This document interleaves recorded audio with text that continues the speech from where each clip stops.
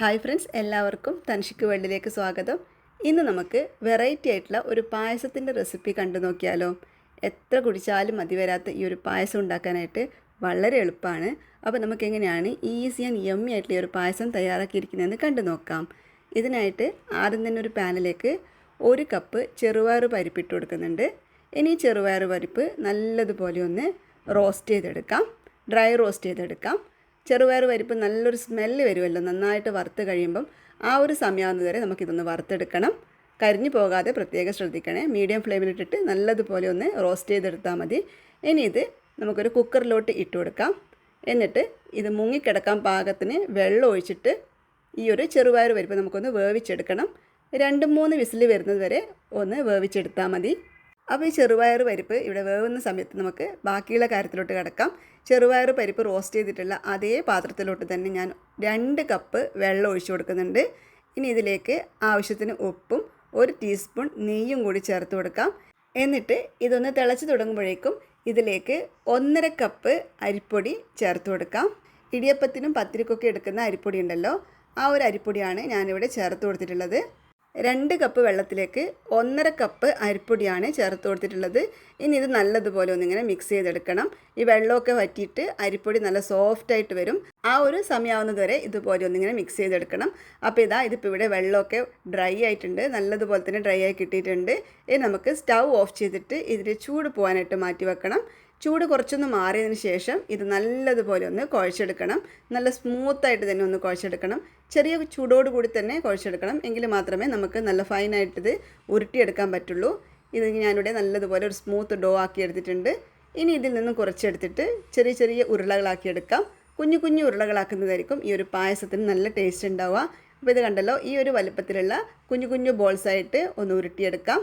കൈയുടെ അടിയിൽ വേണമെങ്കിൽ കുറച്ച് നെയ്യ് ഒന്ന് പുരട്ടി കൊടുത്തോളൂ. എന്നിട്ട് ഇതുപോലെ വളരെ എളുപ്പത്തിൽ നമുക്ക് ബോൾസാക്കിയെടുക്കാം. അതിനുശേഷം വേറൊരു പാനിൽ 250 ഗ്രാം ശർക്കര ഞാനൊന്ന് മെൽറ്റാവാനായിട്ട് വെച്ച് കൊടുക്കുന്നുണ്ട്. 2 കപ്പ് വെള്ളം ഒഴിച്ചിട്ടാണ് ഈ ഒരു ശർക്കര പാനി തയ്യാറാക്കിയെടുക്കുന്നത്. അപ്പോൾ നല്ലതുപോലെ ശർക്കരയൊക്കെ ഒന്ന് മെൽറ്റായി കിട്ടിയിട്ടുണ്ട്. ഇനി ഇതിലേക്ക് നമ്മൾ ഉരുട്ടി തയ്യാറാക്കി വെച്ചിരിക്കുന്ന ബോൾസ് ഉണ്ടല്ലോ, അത് ഇട്ട് കൊടുക്കാം. ഇതിങ്ങനെ ഇട്ടതിന് ശേഷം ഇളക്കാനേ പാടില്ല, അങ്ങനെയാകുമ്പോൾ പൊടിഞ്ഞു പോകും. ഒന്നും ഇളക്കാതെ കുറച്ച് സമയം അങ്ങനെ തന്നെ വെക്കണം. ആ സമയം കൊണ്ട് നമ്മുടെ ഈ ബോൾസൊക്കെ ഒന്ന് ഹാർഡായിട്ട് വരും, അല്ലെങ്കിൽ പെട്ടെന്ന് തന്നെ അരിപ്പൊടി പൊടിഞ്ഞു പോകാൻ ചാൻസ് ഉണ്ട്. ഇനി അതല്ലാന്നാണെങ്കിൽ ഈ ബോൾസൊക്കെ നമ്മൾ ഉരുട്ടിയെടുത്തതിന് ശേഷം ഒന്ന് സ്റ്റീം കയറ്റിയതിന് ശേഷം ഇതിലോട്ട് ഇട്ട് കൊടുത്താൽ മതി. അങ്ങനെയാകുമ്പോൾ പൊടിഞ്ഞു പോവില്ല. എന്തായാലും നമ്മളിത് വളരെ എളുപ്പത്തിൽ ഈസി വേലാണല്ലോ ഉണ്ടാക്കുന്നത്, അതുകൊണ്ട് ഞാൻ ഡയറക്റ്റ് ഇതിലോട്ട് ചേർത്ത് കൊടുത്തു. എന്നിട്ട് നമ്മളിതിങ്ങനെ ഇളക്കാതെ വെച്ചാൽ മാത്രം മതി. ആ ഒരു സമയത്ത് ബോൾസൊക്കെ ഒന്ന് ഹാർഡായി വന്നിട്ടുണ്ട്. ഈ സമയത്ത് നമ്മൾ ഇതിലോട്ട് ചേർത്ത് കൊടുക്കുന്നത് ചെറുപയർ പരിപ്പാണ്. നേരത്തെ നമ്മൾ 2-3 വിസിൽ അടുപ്പിച്ചിട്ട് മാറ്റി വെച്ചിട്ടുള്ള ചെറുപയർ പരിപ്പുണ്ടല്ലോ, അത് 1.5 കപ്പ് ഞാനിവിടെ ചേർത്ത് കൊടുത്തിട്ടുണ്ട്. എന്നിട്ട് ചെറുതായിട്ടൊന്നിങ്ങനെ ഒന്ന് മിക്സ് ചെയ്ത് കൊടുക്കണം. നല്ലതുപോലെ ഒന്ന് തിളച്ച് തുടങ്ങുമ്പോഴേക്കും ഇതിലേക്ക് 1 കപ്പ് അളവിൽ 2ാം പാലാണ് ഒഴിച്ചു കൊടുത്തിട്ടുള്ളത്. ഞാനിവിടെ യൂസ് ചെയ്തിട്ടുള്ളത് ഇൻസ്റ്റൻറ്റ് കോക്കനട്ട് മിൽക്ക് പൗഡറാണ്.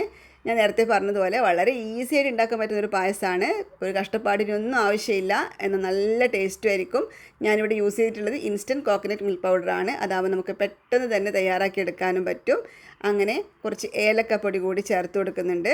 ഏലക്കായ് പൊടി ചേർത്തതിന് ശേഷം നല്ലതുപോലെ ഒന്ന് മിക്സ് ചെയ്ത് കൊടുക്കണം.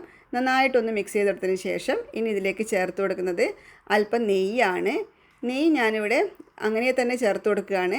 ഇനി അതെല്ലാം നിങ്ങൾക്ക് വേണമെന്നുണ്ടെങ്കിൽ അണ്ടിപ്പരിപ്പും മുന്തിരിങ്ങയും നെയ്യിൽ ഒന്ന് വറുത്തെടുത്തതിന് ശേഷം അത് ഈ സമയത്ത് ചേർത്ത് കൊടുക്കാം. ഞാനിവിടെ പ്ലെയിൻ നെയ്യ് മാത്രം ഒന്ന് ചേർത്ത് കൊടുക്കുന്നുണ്ട്. എന്നിട്ട് നല്ലതുപോലെ ഒന്ന് മിക്സ് ചെയ്ത് കൊടുക്കാം. എല്ലാം കൂടി നന്നായിട്ട് മിക്സ് ചെയ്തെടുത്തതിന് ശേഷം ഒന്നുകൂടി ഒന്ന് കുറുകി വരുമല്ലോ, ആ ഒരു കുറുകി വരുന്ന സമയത്ത് ഇതിലേക്ക് നല്ല കട്ടിയുള്ള തേങ്ങാപ്പാൽ 1ാം പാൽ ചേർത്ത് കൊടുക്കുന്നുണ്ട്. എന്നിട്ട് അധിക നേരം ഒന്നും തിളപ്പിക്കേണ്ട ആവശ്യമില്ല. 2-3 മിനിറ്റ് നേരം മാത്രം ഒന്ന് തിളപ്പിച്ചെടുത്താൽ മതി. നന്നായിട്ടൊന്ന് മിക്സ് ചെയ്ത് കൊടുക്കാം. എന്നിട്ടൊരു 2-3 മിനിറ്റ് നേരത്തേക്ക് നല്ലതുപോലെ ഒന്ന് തിളപ്പിച്ചെടുക്കണം. നല്ല ടേസ്റ്റാണ് ഈ ഒരു പായസം കഴിക്കാനായിട്ട്. നമ്മുടെ പ്രഥമൻ്റെയൊക്കെ അതേ രുചി തന്നെയാണ്. എന്നാലും ഇടയ്ക്കിടയ്ക്ക് കഴിക്കുന്ന സമയത്ത് കുഞ്ഞു കുഞ്ഞ് അരിയുണ്ടയൊക്കെ കിട്ടുന്ന സമയത്ത് നല്ല ടേസ്റ്റാണ്. തീർച്ചയായിട്ടും ഒന്ന് ട്രൈ ചെയ്ത് നോക്കണേ. നമ്മുടെ പായസം ഇവിടെ റെഡി ആയിട്ടുണ്ട്. ഇനി നമുക്ക് ഈ സമയത്ത് സ്റ്റൗ ഓഫ് ചെയ്ത് കൊടുക്കണം. സ്റ്റൗ ഓഫ് ചെയ്തതിന് ശേഷം ഇതിൻ്റെ ചൂട് പോകാനായിട്ട് മാറ്റി വെക്കാം. ആ ഒരു സമയത്ത് ഇതൊന്നുകൂടി കുറുകി നല്ല ഡാർക്ക് കളറായി വന്നിട്ടുണ്ടാവും. കണ്ടല്ലോ, നല്ല ഭംഗിയില്ലേ കാണാനായിട്ട്.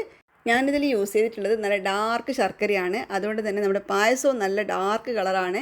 ഇനി അതെല്ലാം നല്ല വെളുത്ത വെല്ലമൊക്കെ ചേർക്കുകയാണെങ്കിൽ വേറെ തന്നെ കളറിലായിരിക്കും. ടേസ്റ്റൊക്കെ സെയിം തന്നെയായിരിക്കും. അപ്പോൾ എല്ലാവരും തീർച്ചയായിട്ടും ഒന്ന് ട്രൈ ചെയ്ത് നോക്കണേ. ട്രൈ ചെയ്ത് നോക്കിയിട്ട് നിങ്ങളുടെ ഫീഡ്ബാക്ക് കമൻസ് ആയിട്ട് അറിയിക്കാൻ മറക്കരുത്. അതുപോലെ വീഡിയോ ഇഷ്ടപ്പെട്ടിട്ടുണ്ടെങ്കിൽ നിങ്ങളുടെ ഫ്രണ്ട്സിനും ഫാമിലിക്കൊക്കെ ഒന്ന് ഷെയർ ചെയ്ത് കൊടുക്കണേ. അപ്പോൾ നമുക്ക് വീണ്ടും പുതിയൊരു വീഡിയോ ആയിട്ട് കാണാം.